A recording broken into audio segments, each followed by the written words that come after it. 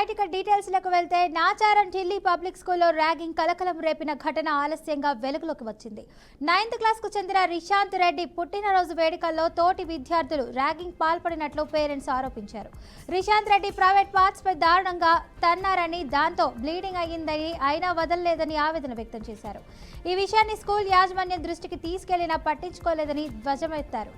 ఈ ఘటనపై నాచారం పోలీస్ స్టేషన్లో ఫిర్యాదు చేసినట్లు వారు వెల్లడించారు. అయితే ఈ ఘటనపై తమకు ఫిర్యాదు అందదని విచారణ చేస్తున్నామని నాచారం పోలీసులు తెలిపారు.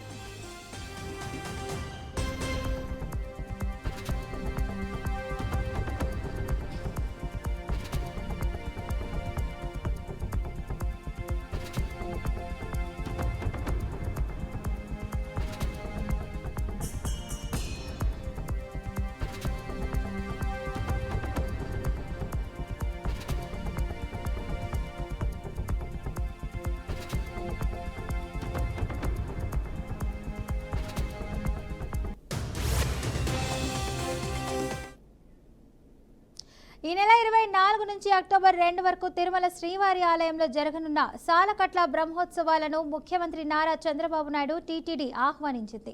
సీఎం క్యాంపు కార్యాలయంలో TTD chairman BR Naidu, EO Anil Kumar Singhal తదితరులు కలిసి బ్రహ్మోత్సవాల ఆహ్వాన పత్రికను సీఎంకు అందజేశారు. ఈ సందర్భంగా పండితులు ముఖ్యమంత్రిని ఆశీర్వదించి తీర్థ ప్రసాదాలను అందించారు. కాంగ్రెస్ పార్టీ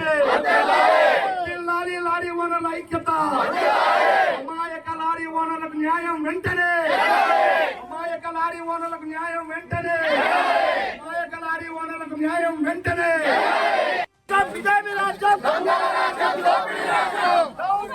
చంద్రబాబు చంద్రబాబు ప్రజలు రక్షించాలి, ప్రజలు రక్షించాలి. కృష్ణప్రసాద్ బామ్మర్ది మీద కేసులు పెట్టడం బొక్కలేయండి, అంతేగాని నన్ను అరెస్ట్ చేసి ఏదో పోలీస్ స్టేషన్ తీసుకెళ్ళినంత మాత్రాన ప్రజలకి మేలు జరగదు. జెన్కో సంస్థను కూడా అడుగుతా ఉన్నా, వాతావరణ కాలుష్యం దీన్ని కాపాడవలసిన బాధ్యత, ఇక్కడ ప్రజల్ని కాపాడవలసిన బాధ్యత జెన్కో సంస్థదే. తప్పనిసరిగా జెన్కో సంస్థ కళ్ళు తెరవాలా, సూపర్ స్పెషాలిటీ హాస్పిటల్ నిర్మాణం చేయాలా, మంచినీళ్ళలో కలుషితం అవుతున్న మంచినీళ్ళని కాపాడవలసిన బాధ్యత, ట్రీట్మెంట్ చేయవలసిన బాధ్యత బీటీపీఎస్ జెన్కో యాజమాన్యానిది. మొక్కలు పెంచవలసిన బాధ్యత కూడా జెన్కో యాజమాన్యానిది. దీని మీద కూడా పెద్ద ఎత్తున ప్రజలందరూ కూడా పోరాటానికి సిద్ధమయ్యారు. అన్ని పార్టీల వాళ్ళకి చెప్తా ఉన్నా, ఇక్కడ పార్టీలు పార్టీలు తీసి పక్కన పెట్టండి. మనమందరం ఇక్కడ పుట్టి పెరిగాం. జనసేన చెప్తా ఉన్నాం, జనసేన మిత్రులు కూడా పోరాటం చేశారు ఈ మధ్య కాలంలో, వాళ్ళని కూడా కలిసేమని అడుగుతా ఉన్నా. కాంగ్రెస్ పార్టీ మిత్రులు ఉన్నారు, వాళ్ళు కూడా కలిసేమని అడుగుతా ఉన్నా. కమ్యూనిస్ట్ పార్టీలో ఉన్నారు, వాళ్ళు కూడా కలిసేమని అడుగుతా ఉన్నా. అన్ని పార్టీలు, ఆఖరికి తెలుగుదేశం పార్టీలో ఉన్న అందరినీ, కృష్ణప్రసాద్ బామ్మర్ది తప్ప, వాళ్ళిద్దరు మనవాళ్ళు కాదు, మన ప్రాంతం వాళ్ళు కాదు. వాళ్ళు దోచుకోవడానికి వచ్చారు, దాచుకోవడానికి వచ్చారు కాబట్టి వాళ్ళిద్దరిని మాత్రం పక్కన పెట్టండి. ఎందుకంటే వాళ్ళు మిమ్మల్ని ఆపేశారు పాపం. ఈ మధ్య ఎక్కడో నిన్న మొన్న అంటున్నాడు, నిన్న ఈ కొండూరు ఎలా బాబు నీకు నాకు పోటీయా? నీకు డబ్బు ఉంటే ఉండొచ్చు, నాకు దమ్ము ఉంది. నీ డబ్బు ఎక్కడ పెట్టుకో, దాచుకో. నేను దమ్ము కలవాడిని కాబట్టి ఈ రోజున కృష్ణా జిల్లాలో దమ్ముగా ఒక స్థాయికి, అంటే ప్రజల పక్షాన నిలబడ్డాం, ప్రజల గొంతుకయ్యాం కాబట్టి ప్రజలు ఏదో గాల్లో గెలిచి నేను గెలిచి ఏది బాబు నువ్వు గెలిచి గాల్లో గెలిచి దమ్ముంటే రాజీనామా చేయగలవా? చేయలేవులే, నీకు ఆ దమ్మాడు బాబు.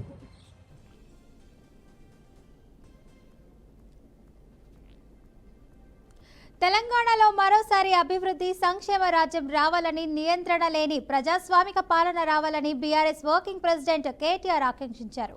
తెలంగాణ భవన్లో జాతీయ సమైక్యత దినోత్సవాన్ని పురస్కరించుకొని కేటీఆర్ జాతీయ పతాకాన్ని ఆవిష్కరించారు. ప్రజాస్వామిక రాజ్యం వచ్చేంత వరకు కేసీఆర్ ఆధ్వర్యంలో పోరాటం చేస్తూనే ఉంటామని కేటీఆర్ అన్నారు.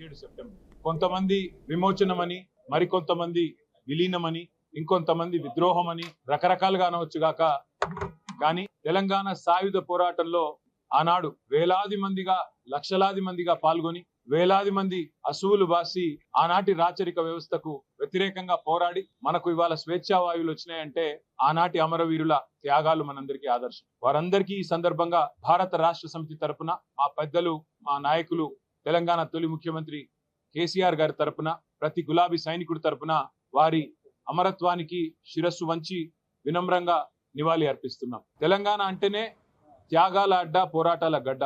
సాయుధ పోరాటం నుంచి మొదలు పెడితే తొలి దశ తెలంగాణ ఉద్యమమైనా, ఆ తర్వాత కేసీఆర్ గారి నాయకత్వంలో జరిగిన మలి దశ పోరాటమైనా, ఇవాళటికి కూడా ఈ నియంతృత్వ కాంగ్రెస్ ప్రభుత్వానికి వ్యతిరేకంగా జరుగుతున్న, ఈ ప్రజా కంటక కాంగ్రెస్ ప్రభుత్వానికి వ్యతిరేకంగా జరుగుతున్న పోరాటమైనా దానికి ఆదర్శం, దానికి బీజం పడ్డది తెలంగాణ సాయుధ పోరాటంతోనే. ఒక షేక్ బందగి, ఒక దొడ్డి కొమరయ్య, ఒక ఆరుట్ల కమలమ్మ, ఒక ఆరుట్ల రామచంద్రారెడ్డి గారు, రావి నారాయణ రెడ్డి గారు, ఇట్లాంటి ఎంతో మంది పెద్దలు ఆనాడు పోరాట స్ఫూర్తితో బండెనక బండి గట్టి అనే అద్భుతమైన కవితలు రాసిన పెద్దల స్ఫూర్తితో మరి భవిష్యత్తులో కూడా ప్రజాస్వామిక ఉద్యమాలు నిర్మిస్తూ తెలంగాణలో తిరిగి సంక్షేమ రాజ్యం రావాలని, రైతు రాజ్యం రావాలని, తెలంగాణ ప్రజలు స్వేచ్ఛగా ఊపిరి పీల్చుకునే మరి నియంతృత్వ పోకడలు లేని ప్రజాస్వామిక వాతావరణం రావాలనే ఆశయంతో కేసీఆర్ గారి నాయకత్వంలో పోరాటం చేస్తూనే ఉంటాం.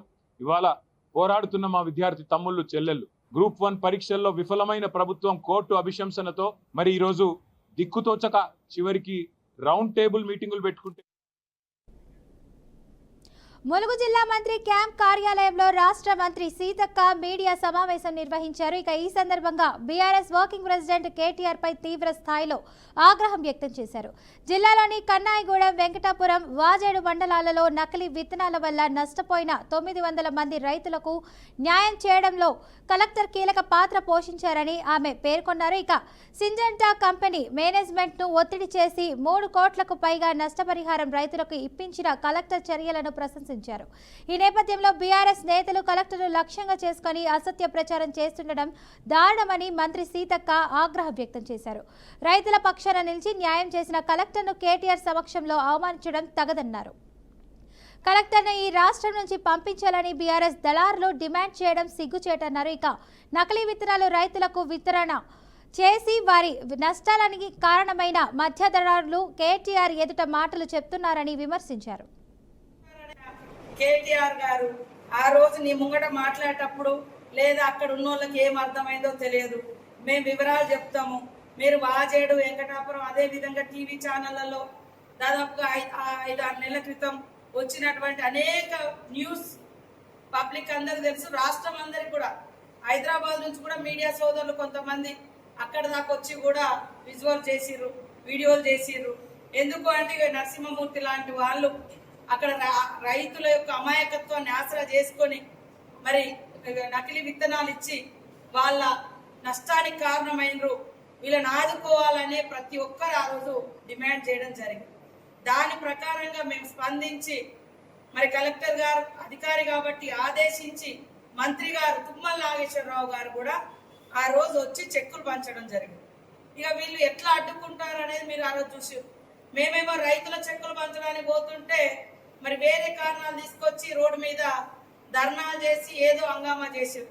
ఆ రోజు రైతుల కోసము ఒక రాష్ట్ర మంత్రి గారు వస్తున్నారు, వ్యవసాయ శాఖ మంత్రి గారు కూడా, నేనంటే లోకల్ వ్యవసాయ శాఖ మంత్రి వస్తున్నాడంటే కూడా వాళ్ళ కడుపులో అక్కడ రైతులకు న్యాయం జరగద్దనేది ఉంది. అందుకని అసలు జరిగిన నష్టం బయటికి రావద్దని ఉంది.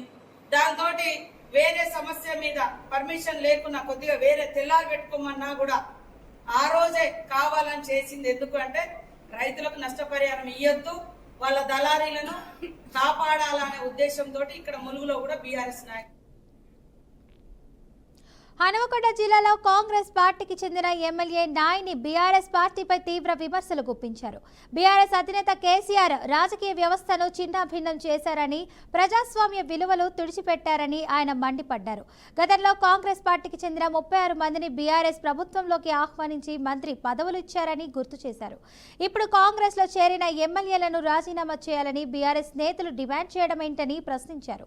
ఓడిపోయిన నేతలను రెచ్చగొట్టి వ్యవస్థపై కొక్కిర్తి చూపిస్తున్నారు ఆరోపించారు.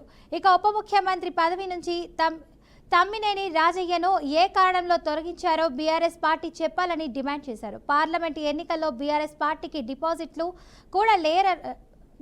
కూడా రాలేదని, ప్రజలు వారి మోసపూరిత పాలనను తిరస్కరించారని నాయిని వ్యాఖ్యానించారు. తమ పాలనలో కట్టిన బ్రిడ్జీలు చెక్కు చెదరలేదని చెప్పారు.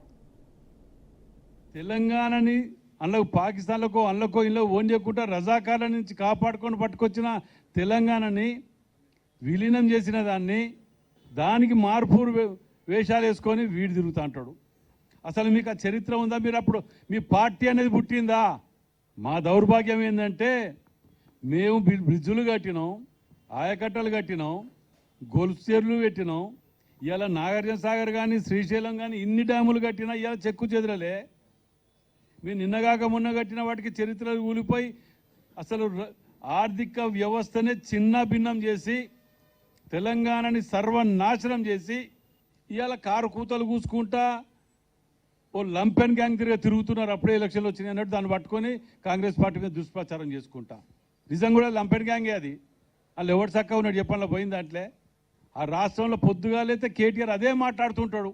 మీ అయ్య చేసిన దాన్ని మీ అయ్యాల్లో కూర్చున్న దాన్ని జవాబు చెప్పమని బయటకు వచ్చి ఎందుకు రాజీనామా చేయించలే? 36 మందిలో 2 టర్ములల్లా ఒక్కతో రాజీనామా చేసినావా? ఇవాళ మీకు మాట్లాడే అర్హత నైతికాక ఎక్కడికి వెళ్ళినది మీకు? ఇవాళ నిజంగా చెప్తానా, మేము ఒక కమిట్మెంట్ తోటి 6 పథకాలు ఇచ్చిన వాటికి ఆర్థికంగా మీరు నష్టపరిచిన తెలంగాణలో ఈ సంక్షేమ పథకాలు అమలు చేయడానికి మేము పడే కష్టం ముఖ్యమంత్రి రేవంత్ రెడ్డి గారు కానీ బట్టి విక్రమార్క గారు కానీ వీళ్ళందరూ కూడా పడే కష్టాన్ని మీ జీవితంలో ఒక్కరోజు కూడా పడలే. మీరు కేవలం తెలంగాణ పేరు చెప్పుకొని సెంటిమెంట్ చెప్పుకొని చనిపోయిన విద్యార్థులు శవాల మీద పేలాలు ఎరక తినుకుంటూ రీడిజైన్ పేరుతోటి కాళేశ్వరం కాడికి వెళ్ళి మొదలు పెడితే ఎన్నో రీడిజైన్ పేరుతోటి ఆర్థిక వ్యవస్థని చిన్న భిన్నం చేసి ఇవాళ మీరు మాట్లాడుకుంటూ పోయేదానికి నిన్న అసలు దీనికి జవాబు చెప్పండి ఫస్ట్. అసలు మాచర్ల నియోజకవర్గంలో జరిగిన అభివృద్ధిపై తాను ఎప్పుడైనా చర్చకు సిద్ధమని ఎమ్మెల్యే జూలకంటి బ్రహ్మానందరెడ్డి మాజీ ఎమ్మెల్యే పిన్నెల్లి రామకృష్ణారెడ్డికి సవాల్ విసిరారు. వరికపూడి సెలపై తప్పుడు హామీలతో ప్రజలను నమ్మించి 4 సార్లు ఎమ్మెల్యేగా గెలిచారని పిన్నెల్లిపై మండిపడ్డారు. నమ్మి గెలిపించిన ప్రజలను మోసం చేసిన దుర్మార్గుడు పిన్నెల్లి అని తీవ్ర వ్యాఖ్యలతో ధ్వజమెత్తారు. 15 ఏళ్లుగా నువ్వు చేయలేని అభివృద్ధిని 15 నెలల కూటమి ప్రభుత్వంతో తాము చేసి చూపించామని వెల్లడించారు. పిచ్చి ప్రేలాపనలు మాని చేసిన తప్పులకు చెంపలేసుకొని నువ్వు నీ తమ్ముడు రాజకీయ సన్యాసం తీసుకుంటే మంచిదని హితవు పలికారు. ఇక వరకపుడి సెల నర్మించుకుంటే రాజకీయాలు మానుకుంటానని, తాను ఆ మాటకి కట్టుబడి ఉంటానని ధీమా వ్యక్తం చేశారు. ముఖ్యమంత్రి గారు ప్రతి 3వ శనివారం ఏదో ఒక నియోజకవర్గంలో స్వచ్ఛ భారత్ కార్యక్రమం కింద పర్యటించడం అనేది ఒక నియమంగా పెట్టుకున్నారు. ఆ సందర్భంలో 20వ తారీఖు మాచర్ల నియోజకవర్గానికి వస్తున్నారు. అయితే వారి ఆదేశాలు ఏంటంటే మమ్మల్ని జన సమీకరణ భారీగా చేయొద్దన్నారు. అయినప్పటికీ వచ్చే జనాల్ని మేము ఆపలేమని చెప్పేసి చెప్తా ఉన్నాం. మేమైతే జన సమీకరణ కోసం ప్రత్యేకమైన ఏర్పాట్లు ఏం చేయట్లేదు. అయితే స్వచ్ఛందంగా మా తెలుగుదేశం పార్టీ కార్యకర్తలు, ఓటేసిన ప్రజలు రావడానికి సిద్ధంగా ఉన్నారు. ఈ సభ విజయవంతం అవుతుంది. ఆ రోజు వారు ఒక వార్డులో కానీ ఇంకా షెడ్యూల్ పూర్తిగా ఇవ్వలేదు, దాని ప్రకారం జరుగుతుంది ఆ రోజు షెడ్యూల్. పల్నాడు జిల్లా మాచర్ల నియోజకవర్గం మాజీ ఎమ్మెల్యే పిన్నెల రామకృష్ణారెడ్డి మీడియా సమావేశం నిర్వహించారు. ప్రస్తుత ఎమ్మెల్యే జూలకంటి రామకృష్ణపై తీవ్ర విమర్శలు చేశారు. ఇక నిష్పక్షపాతత లేకుండా తనపై సంబంధం లేని కేసులు బనాయించి 53 రోజులు జైల్లో ఉంచిందని ఆయన ఆరోపించారు. గుండ్లపాడు జంట హత్య కేసులో తనను అక్రమంగా ఇరికించారని, ఇప్పటికైనా తనపై 13 కేసులు ఉన్నాయన్నారు. ఇక ఆయన తనకు భయం లేదని పేర్కొన్నారు. వీళ్ళైనా ఎంత దారుణమైన విషయం అంటే ఎప్పుడూ లేదు ఈ ఫ్యాక్షన్ గొడవలు ఎక్కడ చిన్న చిన్న సంఘటనలు జరిగిన పూర్తి స్థాయిలో ఎప్పుడూ లేని విధంగా నియోజకవర్గంలో ఈరోజు చూస్తూ ఉంటే పీడీ యాక్ట్ పెడతా ఉన్నారు. నేను అడుగుతూ ఉన్నాను, ఏదైనా గ్రామాల్లో చిన్న చిన్న గొడవలు జరిగితే దానికి పీడీ యాక్ట్ పెడతారని అడుగుతాము. వీళ్ళేమన్నా మావోయిస్టులా? వీళ్ళేమైనా దేశద్రోహం కేసులో ఉన్నారా? వీళ్ళేమన్నా స్మగ్లర్సా? రాజకీయ కేసులు ఏవైతే ఉన్నాయో చిన్న చిన్న సంఘటనలు ఆధారం చేసుకొని వాళ్ళ సోషల్ మీడియాలో పెద్దగా చూపించేసి ఈరోజు నియోజకవర్గంలో 6 మంది మీద పీడీ యాక్ట్ పెట్టిన పరిస్థితి. ఈరోజు ఎంత దౌర్భాగ్యమైన పరిస్థితి అని అంటే ఇంకా మీ పేర్లు ఉన్నాయని ఈరోజు లక్షల డబ్బులు దండుకునే పరిస్థితి. అధికారుల దగ్గర నుంచి నాయకుల దగ్గర కూడా బెదిరిస్తూ ఉన్నారు. అంటే ఇలాంటి సంఘటన నేను గడిచిన 20 సంవత్సరాల కాలంలో నేను 4 సార్లు ఎమ్మెల్యేగా అయినా ఎప్పుడు కూడా ఇలాంటి అభద్రతా భావంతో ప్రజలు ఉన్న నిరుద్యోగ యువత ఖాళీలు భర్తీ చేయాలని డిమాండ్ చేయడం మంచిదేనని కాంగ్రెస్ సీనియర్ నేత మునుగోడు ఎమ్మెల్యే కోమటిరెడ్డి రాజగోపాల్ రెడ్డి అన్నారు. ఎన్నికల ముందు కాంగ్రెస్ పార్టీ మేనిఫెస్టోలో పేర్కొన్న ప్రకారం ఉద్యోగ అవకాశాలను భర్తీ చేయాలని ఆయన కోరారు. నిరుద్యోగ యువతకు దారి చూపించే బాధ్యత తమ ప్రభుత్వంపై ఉందని ఆయన చెప్పారు. నిరుద్యోగులను మనమే కాపాడుకోవాలన్నారు. ఇక గ్రూప్ 1 అవకతవకలపై ప్రభుత్వం దృష్టికి తీసుకెళ్తానని ఆయన తెలిపారు. అదే నిరుద్యోగులు కాంగ్రెస్ పార్టీ వచ్చిన తర్వాత 2 లక్షల ఉద్యోగాలు వస్తాయని చెప్పి గ్రూప్ 1, గ్రూప్ 2 అన్ని రకాల పరీక్షలు కూడా కాంపిటేటివ్ ఎగ్జామ్స్ పారదర్శకంగా పెట్టి మాకు న్యాయం జరుగుతుందని భావించింది. కాంగ్రెస్ ప్రభుత్వం వచ్చిన తర్వాత అనుకున్న స్థాయిలో 2 లక్షల ఉద్యోగాలు ఇవ్వకపోయినా సరే 50,000 ఉద్యోగాలు ఇచ్చింది. కానీ ఈరోజు మిగతా దాదాపు 30 లక్షల మంది నిరుద్యోగ యువత ఈ తెలంగాణ రాష్ట్రంలో మిగతా 150,000 కూడా ఉద్యోగాలు కూడా భర్తీ చేయాలని డిమాండ్ చేస్తున్నారు. కాబట్టి నేను అందరికీ కూడా చెప్తున్నా, ఈరోజు నిరుద్యోగ యువకులకు మీరు ప్రత్యేకంగా నన్ను ఆహ్వానించడం వల్ల ఈరోజు మీకు ఒక అండగా ఉంటందుకు, ఒక శాసనసభ్యునిగా కాంగ్రెస్ పార్టీ ఎమ్మెల్యేగా కూడా మీకు హామీ ఇస్తందుకు మీరు అధైర్యపడొద్దు. మీకోసం, మీరు కన్న కలల కోసం, మీ ఆకాంక్షల కోసం, యువత యొక్క ఆశయాల కోసం మీతో తోడుంటా, మీ వెనకాల ఉంటా, మీ ముందుంటా అని చెప్పి మీకు ఒక మాట ఇస్తందుకు, ఒక అన్నగా మీ అందరికి ఒక కుటుంబ సభ్యునిలాగా నిరుద్యోగ యువకులందరికీ కూడా ఒక అండగా నేను మాటిస్తున్నా మీకు. ఎన్టీఆర్ జిల్లాలోని ఇబ్రహీంపట్నంలో మాజీ మంత్రి జోగి రమేష్ ఇంటి వద్ద పోలీసులు భారీగా మోహరించారు. మూలపాడు డంపింగ్ యార్డ్ను పరిశీలించడానికి జోగి రమేష్ వెళ్లకుండా పోలీసులు బ్యారికేడ్లు ఏర్పాటు చేసి అడ్డుకునే ప్రయత్నం చేస్తున్నారు. ఈ కార్యక్రమం కోసం ఇప్పటికే రమేష్ ఇంటి వద్దకు పలువురు నాయకులు, కార్యకర్తలు చేరుకోవడంతో అక్కడ ఉద్రిక్త వాతావరణం నెలకొంది.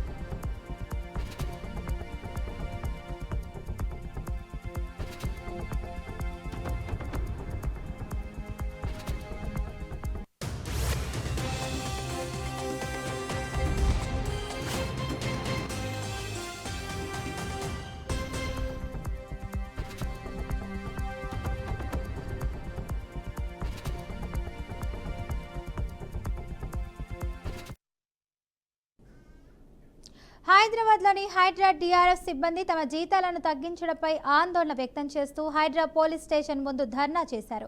తమ జీతాలను 5,000 రూపాయలు తగ్గించడం వల్ల బ్రతకడం కష్టంగా మారిందని, 1000కి 2,000కు అడుక్కు తింటున్నామంటూ ఆవేదన వ్యక్తం చేశారు. తగ్గించిన జీతాలను పెంచాలని, జీవో నంబర్ 1272ను సవరించాలని వారు డిమాండ్ చేశారు. 1000 కొట్టురా 2000 కొట్టురా అడక తింటున్నాము. మా బాధ వంగెప్పుకోవాలి. నేను గౌరవ రేవంత్ రెడ్డి గారికి వీరాభిమానిని అయినా కూడా నేను ఏ రోజు కూడా ప్రొసెస్ నాకు గవర్నమెంట్ క్లీన్ చేయాలి. మా కమిషనర్ సార్ అంటే నాకు వీరాభిమాని మా రంగనాథ్ సార్కి. కానీ నాకు ఈ బాధ భరించలేక రాత్రి నేను ఎంత ఏడ్చినో నాకు తెలుసానా. కంట్రోల్ రూమ్ ఫోన్ చేసి ఎంత ఏడ్చినా నేను రాత్రి. జీతం తక్కువైంది, ఎట్లా సార్ మాకు ఎట్లా తినాలి, ఏంటి నెలకు ఈఎంఐలు ఉంటాయి, ఇవన్నీ ఉంటాయి. ఏకం 5000 రూపాయలు జీతం తక్కువ అయితే ఏం చేస్తాం సార్? ఇంటి కిరాయిలు నెలకు 7500 ఇంటి కిరాయి. ఎట్లా బతకాలి 2 పిల్లల్ని పెట్టుకొని? ఆనాటి రజాకార్లు పెట్టిన హింసలను తట్టుకోలేక తిరగబడి పోరాటం చేసిన తెలంగాణ వీర బైరంపల్లి అమరవీరుల స్తూపం వద్ద మంత్రి పొన్నం ప్రభాకర్ ఘనంగా నివాళులర్పించారు. బైరంపల్లి అమరవీరుల రజాకార్ల మూకదాడులను ఎదుర్కొని ఎందరో ప్రాణాలు అర్పించారని మంత్రి పొన్నం ప్రభాకర్ అన్నారు. ఇక మరో జలియన్ వాలాబాగ్ మారిన బైరంపల్లి చరిత్ర తెలంగాణ చరిత్రకు రక్త తిలకమని 1948 ఆగస్టు 27 అర్ధరాత్రి రజాకర్ల దాడిలో సుమారు 119 మంది గ్రామస్తులు ప్రాణాలు కోల్పోయారని స్పష్టం చేశారు.